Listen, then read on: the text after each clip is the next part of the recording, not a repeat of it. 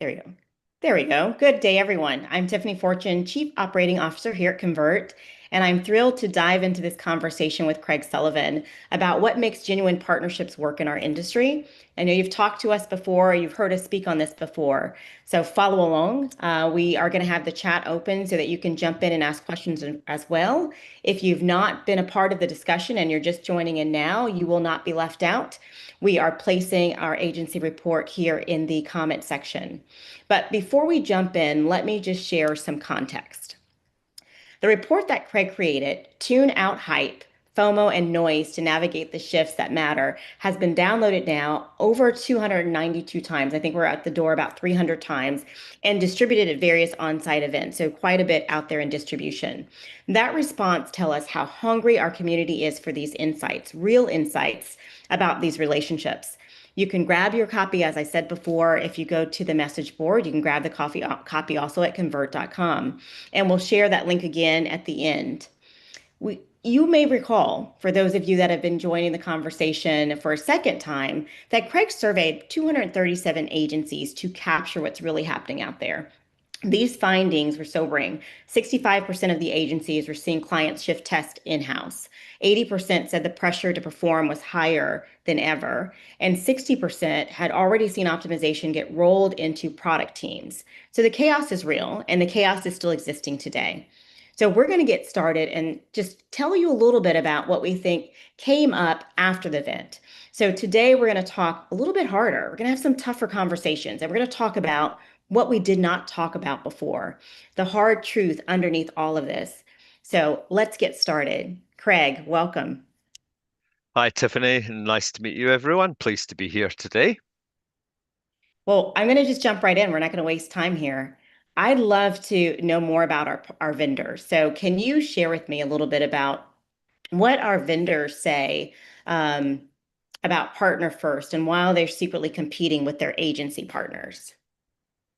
Yeah, this one is a bit of a no-no and really came up in the research. I think I heard more swearing and cursing on this core trust issue than any other one. And it's simply this, that if you are treating your partners as a sales channel at the same time as actually running your own sales channel directly into the same companies that your agencies are working with. You're in a compete situation with them. You're essentially trying to take business away from them. So we've had numerous examples during the research where vendors would contact customers directly, not just to sell things, but often, yes, to sell things, sometimes to talk about new features.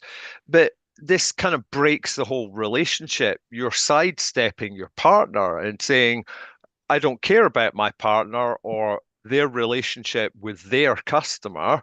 I'm going to do what I want to do. And the worst aspect of this is where a vendor is running their own sort of like business development or sales function where they are going directly to customers. And inevitably, that means you are going to end up in a situation where, like some of the interviews I had, where companies are signed up to be a partner with a vendor, yet they then find that that very partner is actually trying to sell stuff directly to their clients and cut the agency out of the loop, no matter how long that relationship has been there.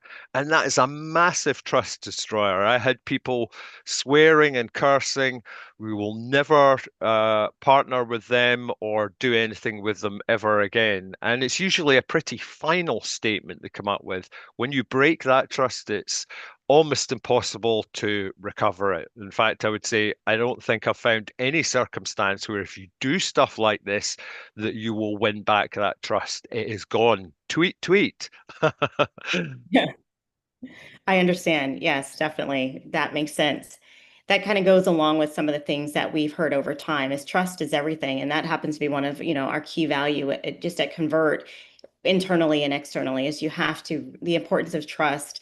And again, that impact of breaking it, regardless of lengths of relationship, regardless of how well you've done over time and years, once you break that trust, it's a lot of work to rebuild it. So I see how trust could be relevant in the conversations in which you're having.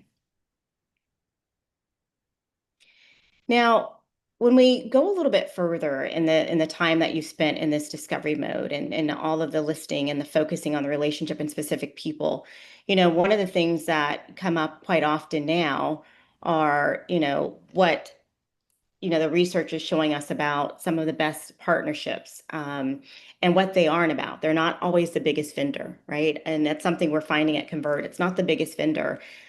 However, they are about being the most reliable, the most authentic is really important to us, and the most invested in mutual success. So we are seeing that agencies are dealing with clients that are shifting in-house and optimization, rolling into product teams, and they needed partners who generally have their backs. And this actually came out in the report that this is, which was, I thought was really validating. I'm seeing these things, I'm engaging with these partners, I feel like we're building these relationships, but this is truly validating. So that's what I found very useful in the data, that the foundation we're building now, and that hopefully others will now build based on this beautiful product that you have in hand, our agency report, will really kind of help you as you move forward. So lots of excitement around that. Yeah, there's a trust pyramid that we've documented in the agency report. I would share it, but I can't seem to share right now. Ah, I can. Yes. Let me just bring this up then, and I can show it to you. Um, Basically, this is the trust pyramid that we identified and have talked about the foundational one, which is I have to trust the vendor. This is from an agency perspective, but I have to trust the vendor that I'm working with. Someone put it fairly eloquently that they're going to do the right thing by me, that they have my back, as you said, Tiffany.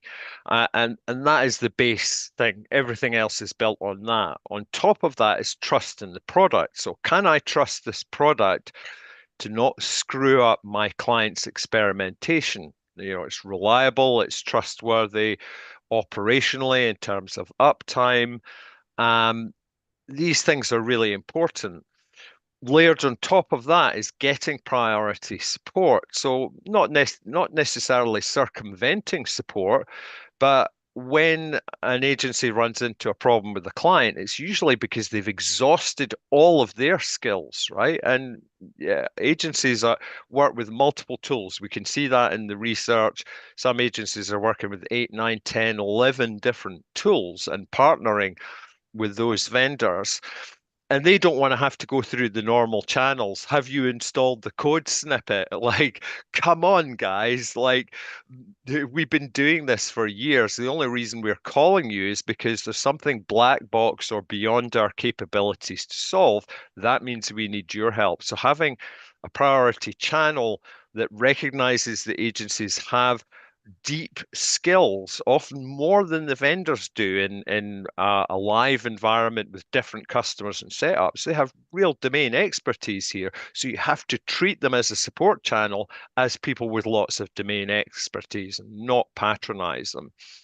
And we would have thought leads and biz dev would have been foundational to all of this, but really it's kind of, it's important, but it shouldn't be the primary driver of the entire relationship. And co-marketing and maybe some fees or discounts are kind of the cherry on the cake. They don't drive the whole thing, but if you're doing the rest of these elements, then doing these well will also increase your trust. So you have to focus across this entire pyramid and you have to build it from the ground up. And it all starts with having trust between the two companies, the two partners involved.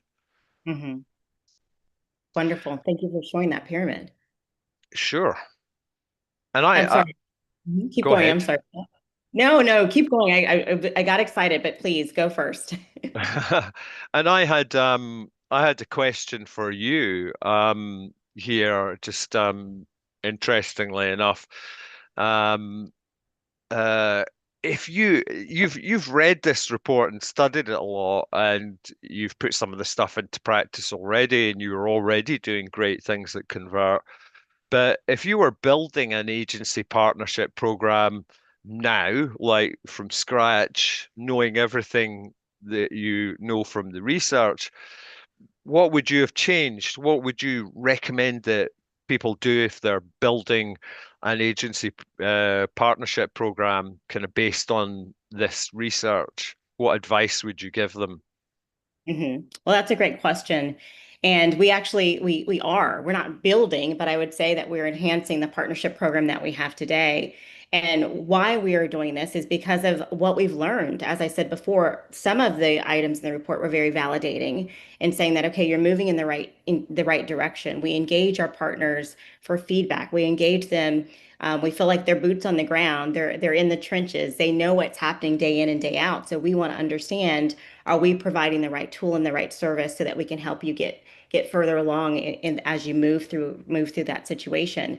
So what we are doing today is kind of like lockstep in what we've been doing, but doing it a little bit with what I'd say more intention. And what I mean by that is that we're being very intentional in the actions we're taking. We're engaging in those conversations. We're now engaging in many of those conversations thanks to the beautiful directory that was created based on the work that you've done. But we're engaging in conversations and we're asking them, again, what do you need? And is what we're actually doing helping you? Because we want to make sure that this again is leading you to success, correct? So we're looking at some different key initiatives. One of the initiatives that we're really excited about this year is CRO month. So CRO month is in November.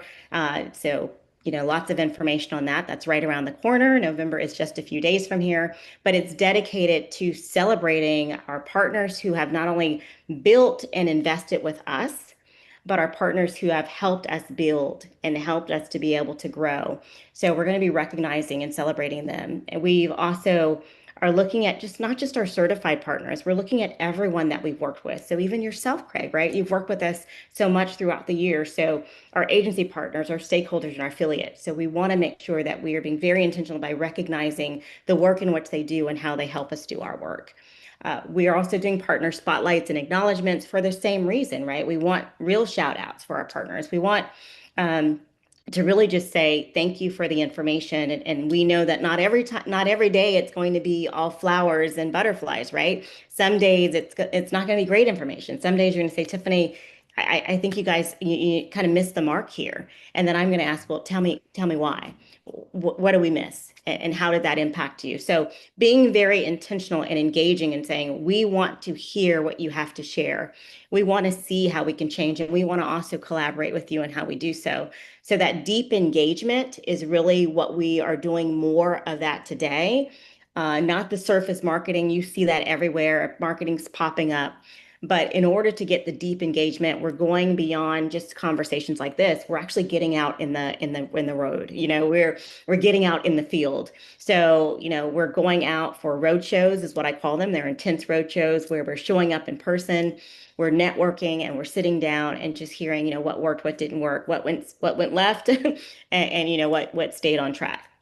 And then also some panel discussion. So again, that has been really a big change. And then the last change that I will share with you, and something that I've been really happy about, especially stepping in the COO role in the last 6 months, is we're making some operational changes, right? So we already have a priority support channel, but really moving that an agency priority support channel was really new for us. So it's support partners who know the agencies, they know the way agency partners work, and so you're not kind of getting those questions that you might get, if you're just someone who's just got it, I'm getting to get the basic plan and I'm only going to test, one thing every 3 months. It's really having someone that understands and has read this report, understands the challenges that agencies are faced with and can better support you. We've created some direct lines for decision makers at Convert. So if agencies have questions, there's some direct lines there, and then created the feedback loops. And for me, the most important of all of that is the feedback loops, making sure Mhm. that as information is coming, we are also, sharing what's happening. It's like putting out a survey, but not sharing the results of the survey and then not sharing the actions taken is like a waste of a survey, right? So Yep. we're losing our feedback loop to make it very productive for all that are involved. Um, and then This just being transparent as we can with our roadmap too, because that's been a challenge too, right? Roadmaps, no one ever wants to share a roadmap because you're like things shift and life happens, right? But we're like, we're going to be transparent. We're going to show you what we're working on, but we're also going to tell you when life happens and something shifted. And this is why, and this is when it comes back. So that's really big, big for us. But the reality of it, of all of this, is that we're learning as we go. And we're committed to doing that. We're committed to learning as we go, and we're committed to taking actions as we see fit based on the information that our agency partners share with us. But we want to be authentic about it. So we're not going to do it just to be doing it. It's got to make sense for all. So I'm, hopefully that answers your question. I'm, great answer. And I'm glad you mentioned the feedback because that's one thing that people were incredulous about. They were saying, vendor X, these guys are idiots, right? Because they just hassling us for leads all the time, rather than taking advantage of the fact that we run thousands of experiments across multiple tools with our clients, and we know exactly all the good and bad things about the tools, what's causing friction with our clients. By actually having a continuous feedback loop going with agencies, you're doing what most people in experimentation do, which is do your research, right? We have this drilled into us. Get your Mhm. research, run the data, get the feedback, and then make this a continuous loop. Because without that, it'd be like just trying some random things on a website without actually doing the research to understand the customer pain points or what they're struggling with, where the friction is. If you don't understand that kind of stuff and you're not tapping in to agencies and end users of your product, and agencies are great because they're a concentrated source of feedback because they're often doing higher volume than end user clients and they have experience across multiple tools. So Mhm. having those loops in place is really important because it keeps you real, right? It keeps you focused on what is important for the people using your product to run experiments, and that's the vital thing. I agree. And I especially think it's important today in the world of AI, right? AI is popping up everywhere and you just can't I don't believe you should react to everything. Like so you have to understand where AI makes sense when you're working in this area and working with agencies and where it doesn't. So I'm going to go to my next question and I'm really curious about this one. I know that you found lots of buzz around AI. I mean, there's always buzz around AI, right? But on how agencies are using AI. Are there any transformative leaps here? And if not, I want to No, know. no, because everyone set out. I worked with several companies who wanted to create an AI only CRO or experimentation tool. Yeah, we can do the whole thing end to end, right? And I was like, okay, if you really want to try, go ahead. And when you come back crying to me, don't complain, right? And the reality is that they found these solutions are brittle, right? They don't actually work. And the reason is because they think we have this general purpose tool, it's an LLM, right? And we're going to use it for everything, right? That's even discounting the fact that it's not the only AI tech available. But what people have done is rushed off, tried to build things to replace humans, which is the wrong approach. It should be about augmentation and improving humans, not removing humans out of the loop. Um, and the reality is that what they found was stuff was flaky, it was brittle, it didn't give the same consistent answers every time, which is actually a feature of LLMs if you're using them. It's not a bug. Mm, Um, and so the reality really flooded in here for a lot of people. Initially, they were really excited with all the hype and thought, oh, we can like build this thing that will just do all of the experimentation work. And it's just not true, right? So how it's turned out in the end is that a lot of people building these workflows and tools have found AI and in particular LLMs can help with specific narrow vertical tasks, right? So if you break down all of the tasks in a workflow that are related to experimentation, you'll find, does it work with that? No, doesn't work at all. You need a human for it. Does it work with this?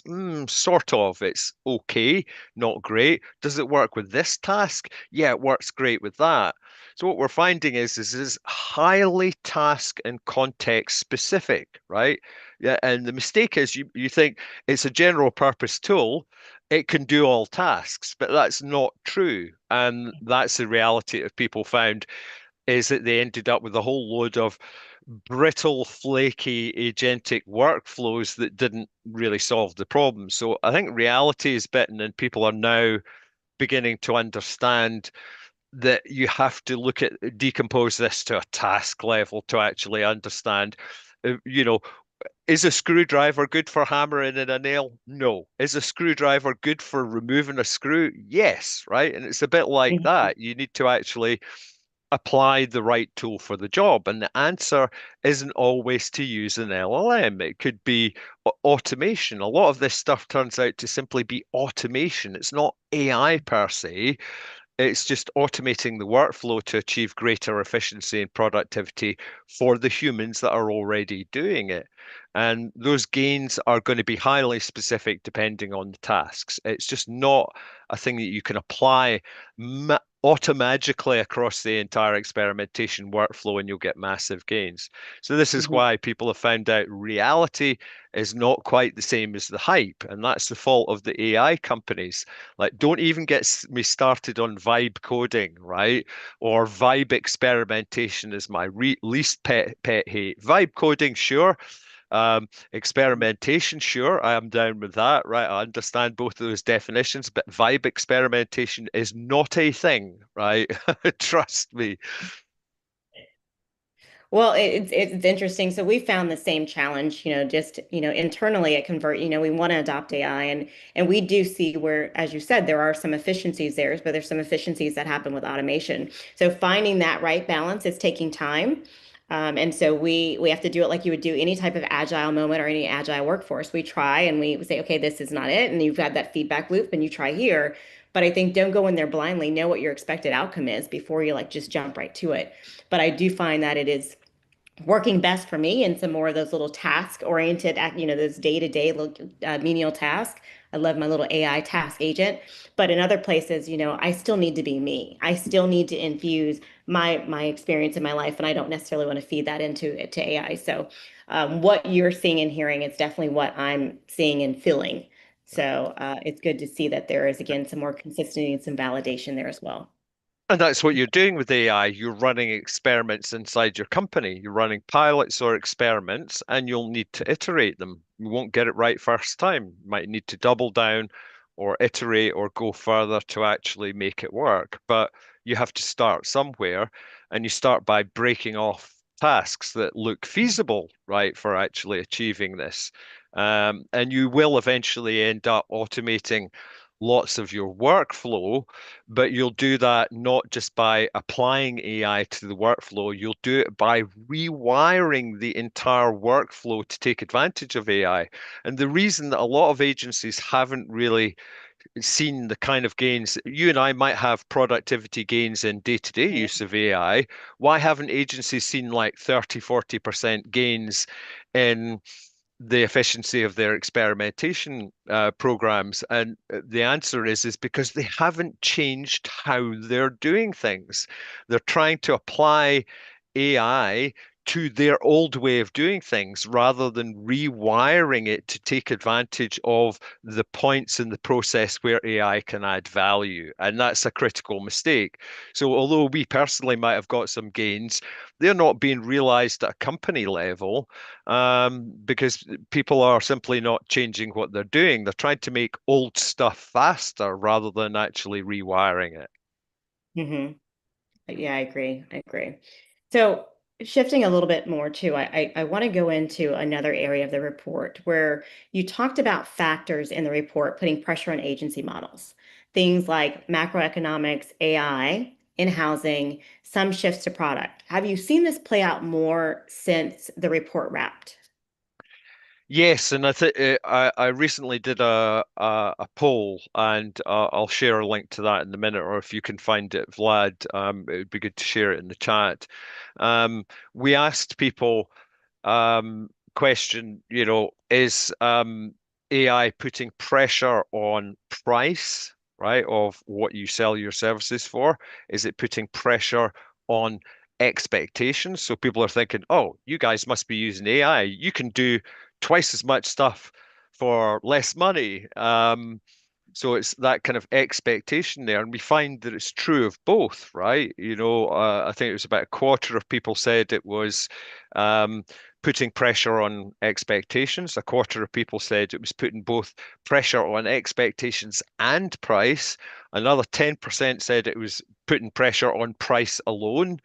And the rest of people said, no, it's not having an effect on us. So this is already sort of 60% of people are saying our prices and our expectations from clients of how much we will charge them are being pushed by AI being in the market. And that's either the appearance of tools that purport to be able to do experimentation or the expectation that you as an agency must have had some amazing gains from AI, both of which aren't true.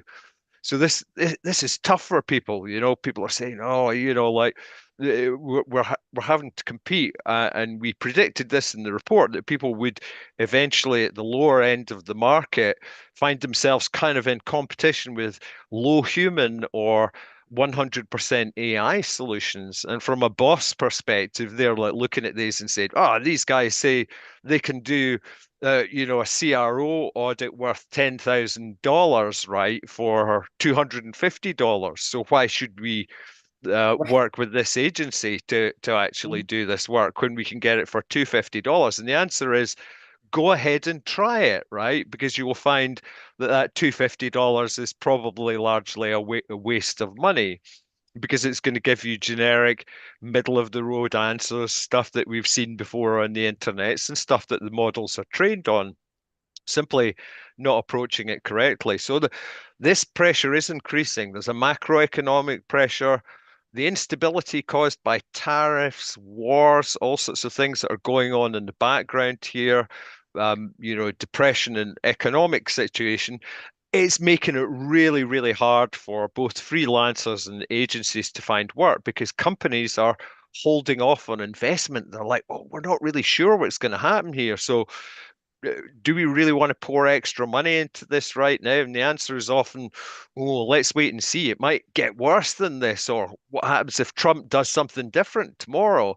And so that kind of instability really harms business investment and confidence at a fundamental level, on top of the macroeconomic difficulties. Um, Mhm. but also there's this shift to in-housing and building your own experimentation expertise.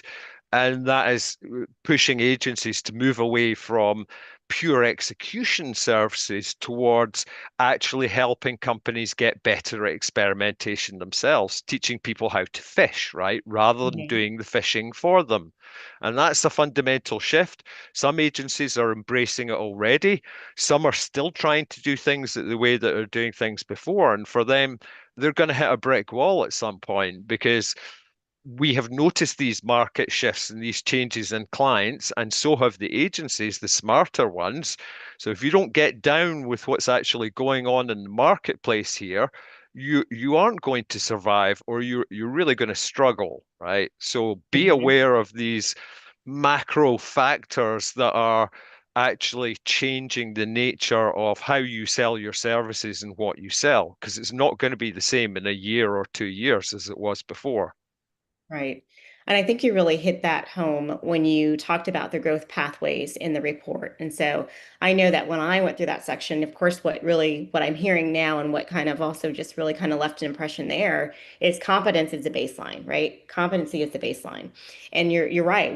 Some agencies are there, some are not. Hopefully, as they continue to work with us and collaborate with us and have these conversations amongst each other, we will all get there. But if growth pathways, I think there's a great opportunity just to kind of go back and just maybe bring that back into the conversation. So, and for those that are listening, there were 6 growth pathways that we shared in our report, and it was competence, value, the niche, vertical, product, and just kind of know the geography. So Yeah. more information in the report, but this is just going to give you like a little bit of a sneak peek for those of you that haven't had a chance. And for those that you did, I think again, it's just reiterating what we shared there, that this is really necessary for us. And this should be an important piece of thinking in your strategy if execution work is becoming increasingly commoditized, right? And automated and being made cheaper, right? And things are moving in-house.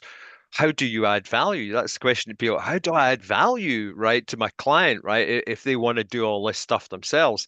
And the answer is you have to evolve to doing more strategic things, or you specialize in a niche, or you productize your offering to scale the amount of people who can access it. And in some cases with agencies, they're experimenting with building their own tools, which then become their entry level offering. Like, okay, we can do this monthly sort of like service where we do all this activity, but we can also sell you this entry level tool with less humans involved, which will kind of get you started on it.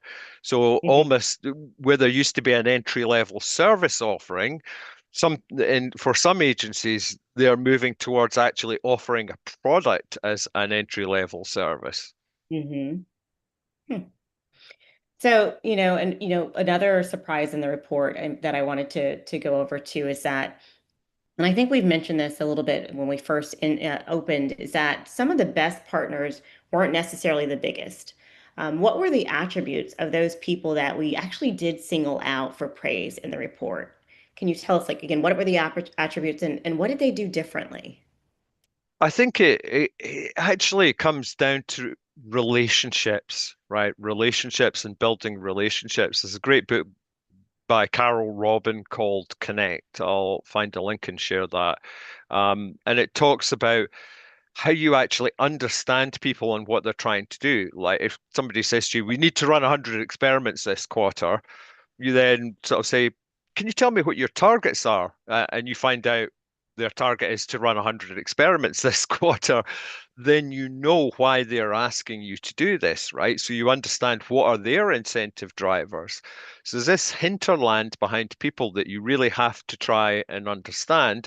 And that means having more than a superficial relationship. The worst kind of stuff that we saw was, oh, we get on a call every month with the vendor and it kind of goes like this. The vendor says, have you got any leads?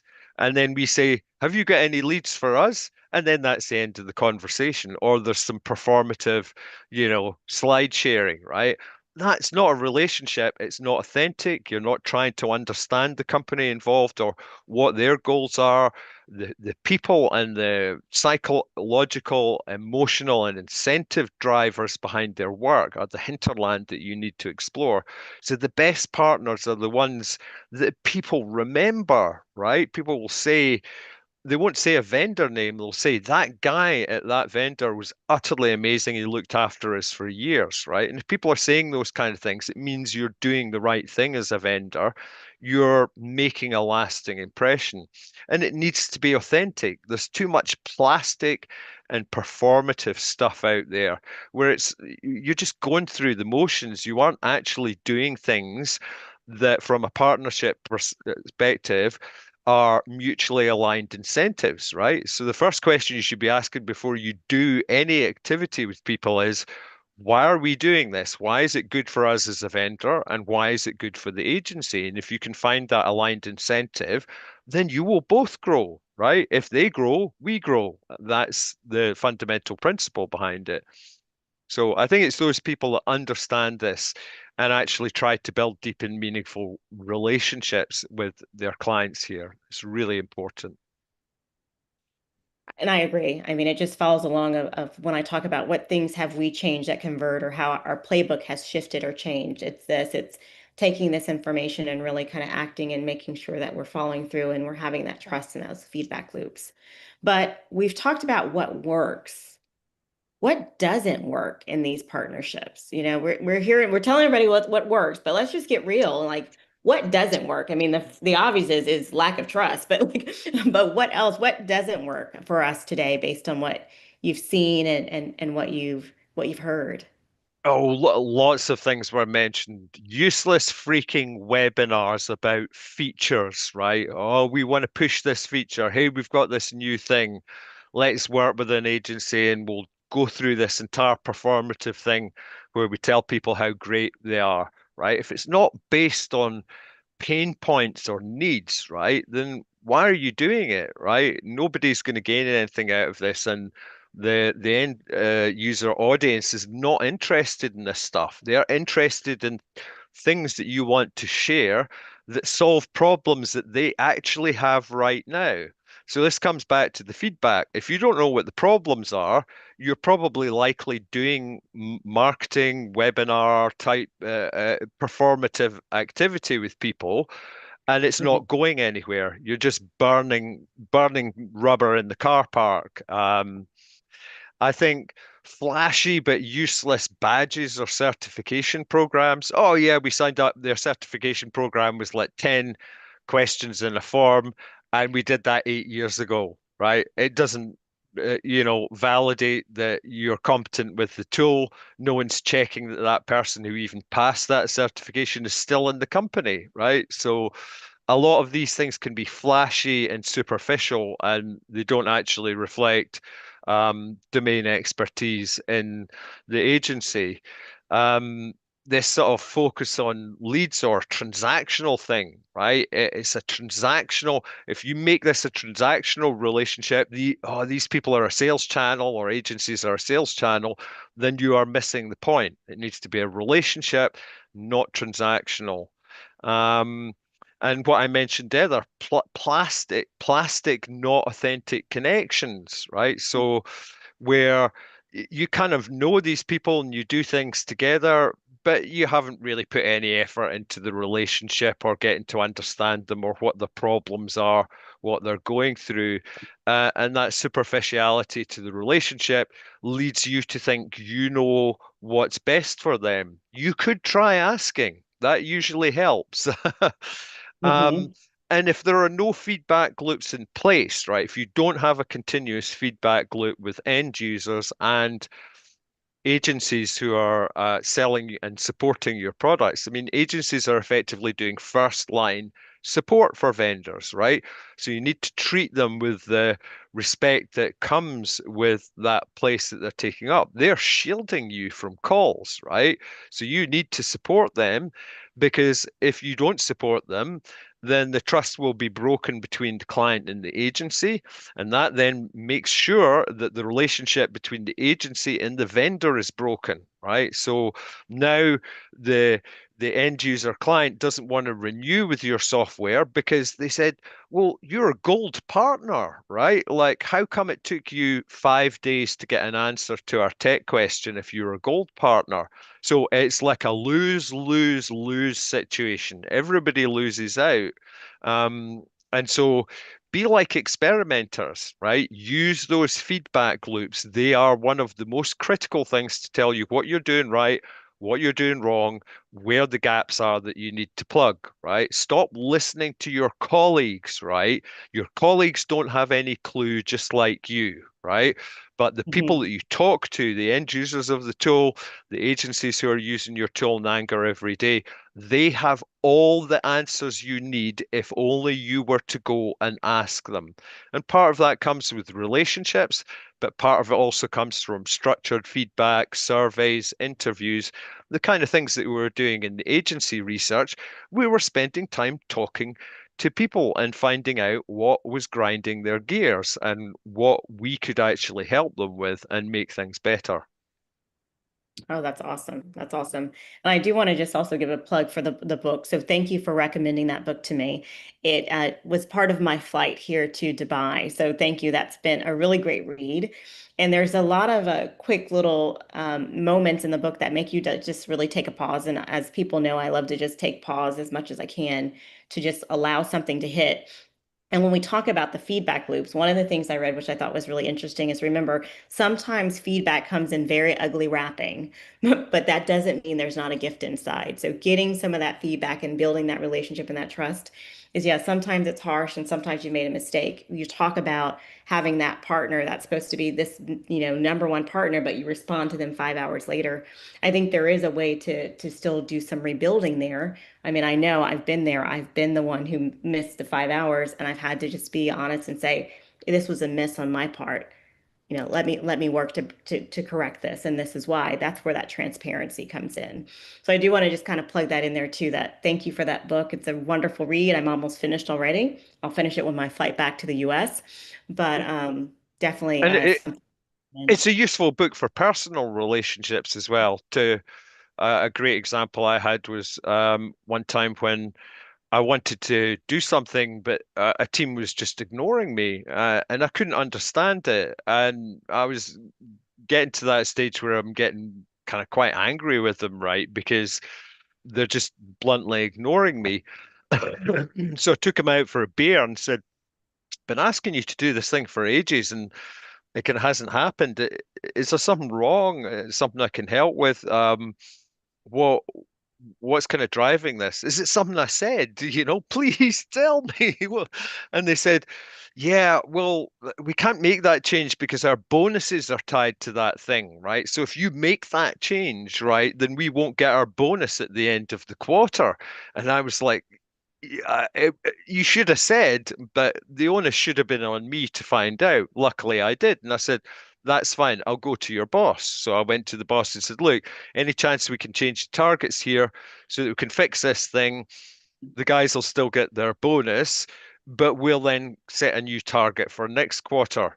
All solved, everyone happy. And that's again the relationship. You're finding out what's happening in their job. You've got your job and their job, and you meet on a Zoom call once a month, right? And that's as much as you know. If that's the relationship you have, you're not going to be able to solve their Right. problems. But if you're having these conversations where you tell you, "I got my boss breathing down my neck, they're really worried about this, they want this to happen, they've given me these OKRs or KPIs that I have to meet as part of my job," then you know what you need to do to help this person, right? Because you know what their targets are. You've got your targets, but you need to understand that other person across the table or the phone call.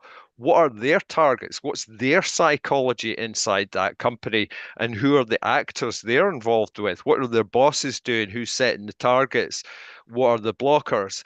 And if you don't know anything behind that person other than their face on a Zoom call, then you're never going to be able to fix any of that. It's the hinterland and you need to explore it. And Carol's book talks about this. But it Mhm. also is when somebody is not doing something that you want or is opposing you, right? In fact, there might be one person or company like that guy is always destroying everything good that we're trying to do. You have to lean in, right? And actually try to understand that person rather than fight them. And you may actually find the whole reason for that behavior is coming from something that you can actually fix if you only have the conversation in the first place. And this is as true of family and Mhm. interpersonal relationships as it is with business ones. So Carol's book really talks about how do you get behind that face on the Zoom call? How do you understand that stuff? It's the right thing. It's understanding their life, right? It's not about your perspective. You want to inhabit their shoes. You have to wear their shoes and walk in their shoes to actually understand what you can do to make their life better. Not just tell them what you want, figure out what they need. Yeah, I think the irony in all of this is that, we preach testing, we preach iteration, but often we don't apply it to our own partnerships or our own just relationship approaches at all. And of course I'm a parent. It's like, don't do what I don't, don't do what you see, do what I say. It's like kind of like that. But we have got to, as experimenters, we should experiment more. We need to experiment more. We need to try these new things, and hopefully based on what you've just shared, and of course, just what we just shared about the learnings in this book, this is what we're asking you to do is take what you're reading, take what we're sharing, and go out there and experiment with it. And then let us know. Let us know how it worked out for you. Give us that ability to have that feedback and also continue our learning. So thank you there. And again, thank you for the book recommendation. So No now worries. you've worked with agencies for years, and you've given us a lot already, but I am going to still ask another question because I'm Tiffany. I'm going to ask questions all day. What's one hard truth about tech partnerships that most people don't realize? You and I spoke about this the other day, and it comes down to the trust thing, the importance of trust and not breaking it. And there's those couple of foundations, trust in the company, the organization, and the people there, right? You're going to do the right thing by us, but also trust in the product. This product is reliable, it's trustworthy. We can run experiments on it. It's not going to mess up our relationship with the client. Those trust foundations, if they are broken, right, it doesn't matter how long a relationship you've had, you will never get it back, right? It's like if your husband or your wife cheats on you, you don't say, "Oh, that's cool, we'll figure it out." You're like, divorce papers are coming, right? That's it. You cheated on me. You've broken my trust. I can't trust you again, right? So how do I know you're not going to do this to me again? Is the refrain, and that's one of the biggest things. If you're not working actively on making sure that that trust is there and supported and developed, then you're going to run into a situation where you break that trust and people may not even tell you. They're just not going to renew. They're like, those guys, Right. like, they didn't look after us. They don't care about us. They're not interested in our problems. They don't want to solve the kind of friction that we have in our lives. So it's not a relationship. It's superficial and we don't want it anymore. We want more than this, right? We want someone who we can trust and have faith in, right? And that's what it's all about. It's about faith. You're both going to acting in the same direction, that you both have aligned incentives, that the things that you want to do are good things that you want to do together because they benefit you both. And that's the basis of a great relationship. Right, right. One of the things that I always tell like my children is like trust is built in moments, right? You've got these trusts that you build constantly in moments, but just as you build trust in these moments, it can truly just be destroyed in seconds. So all of Years this. to build, seconds to destroy. I mean, yeah, just unbelievable.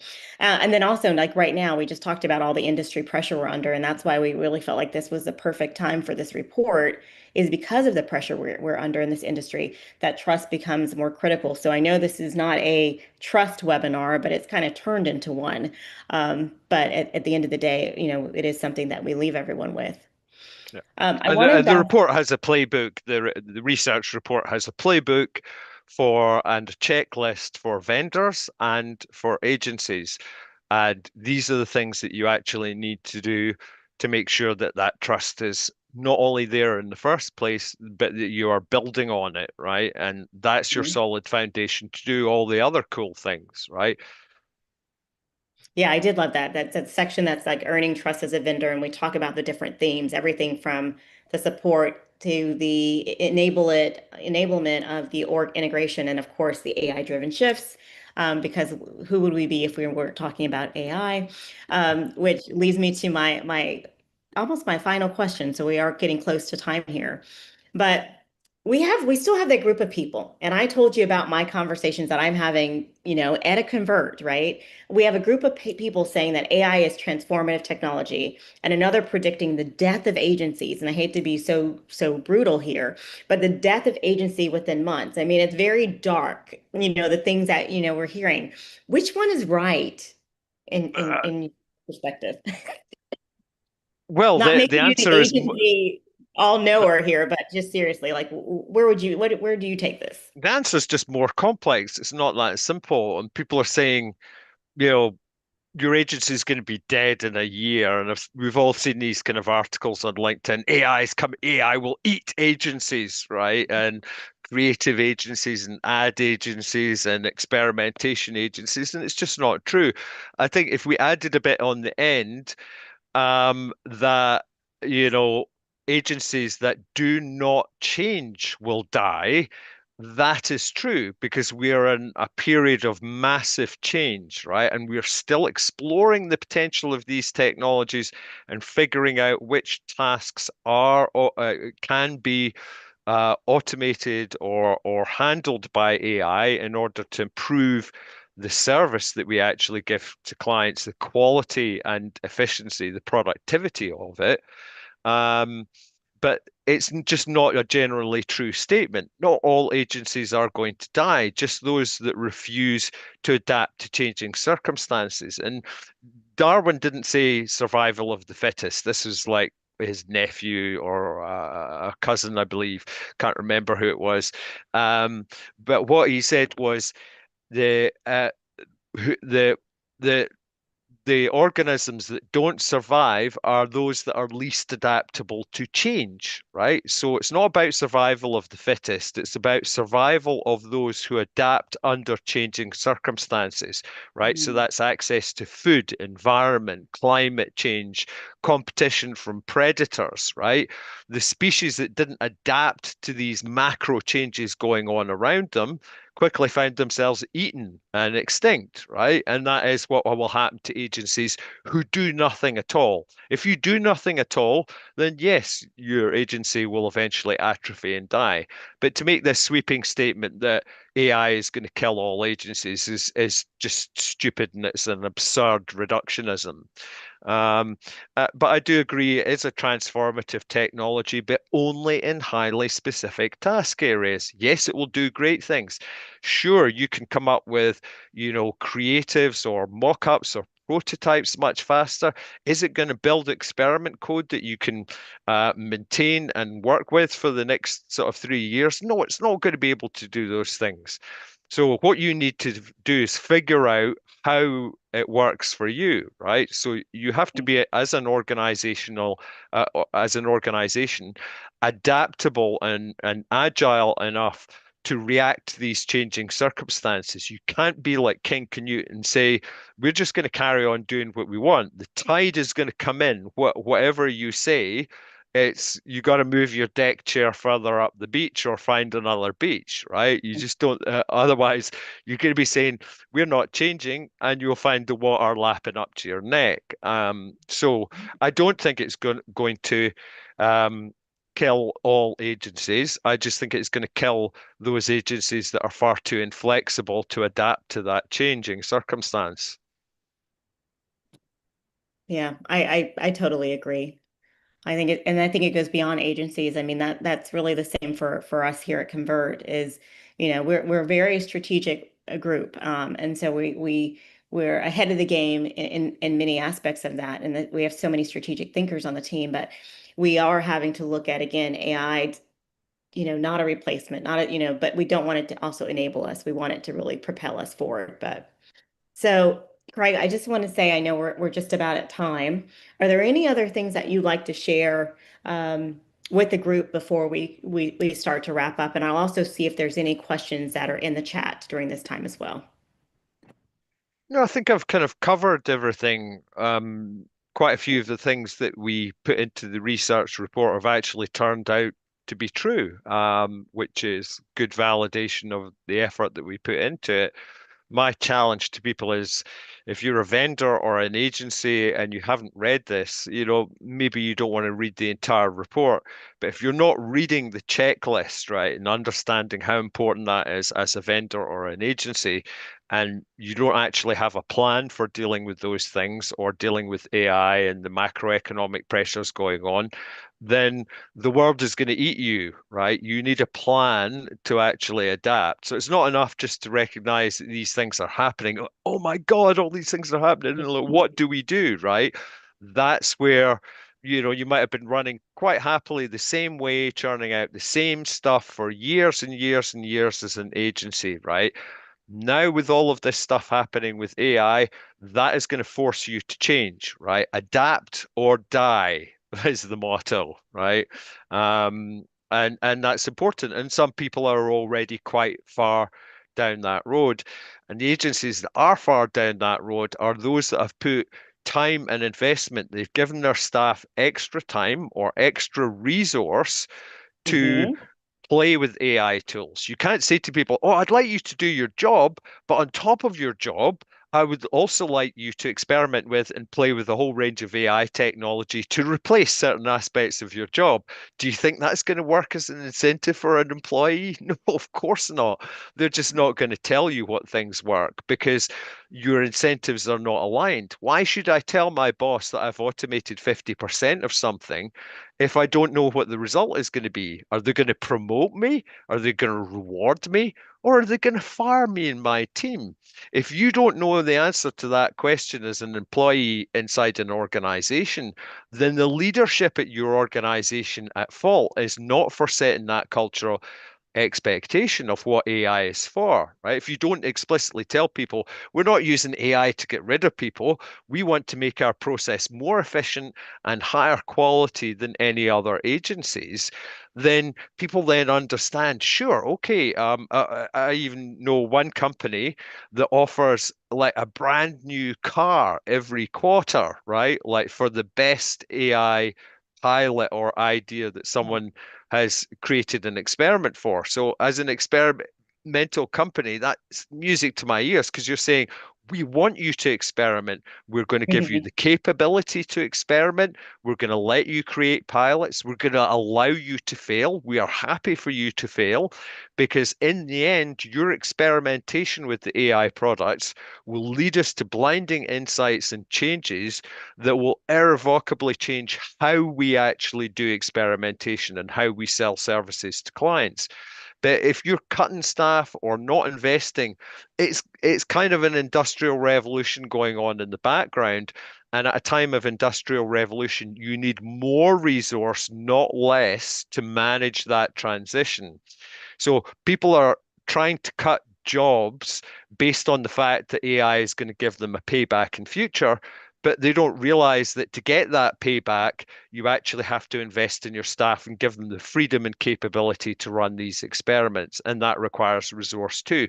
So the irony is that those agencies that are actually investing more staff time in the short term into this stuff will make the longer term gains and will adapt more quickly. Those people who are just hitting people with a stick and saying, get using AI, make your work faster, right?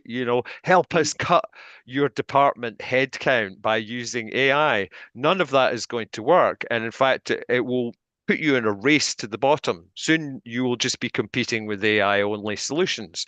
So don't go into that race to the bottom, right? You need to escape to higher quality, higher efficiency level, and you're not going to do that by cutting corners.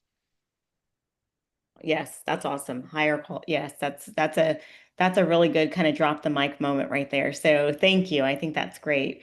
Thank you not only for all the work that you did in the research, surveying 237 agencies just to even get us here to this moment, but for this honest conversation and coming back and having the conversation with us as many times as we ask you. We really appreciate all that you've done and all that you do.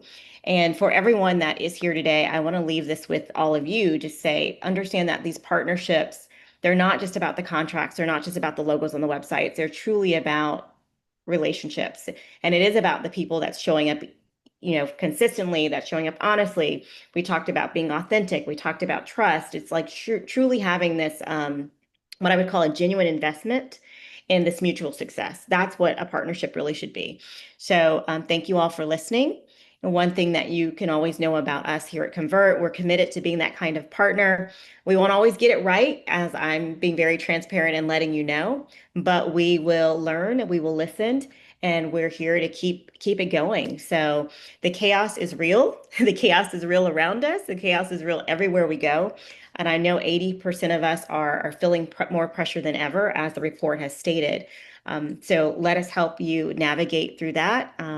And no, don't add to it. Just kind of keep it real. So thank you very much. Thank you, everyone, for listening. Thank you for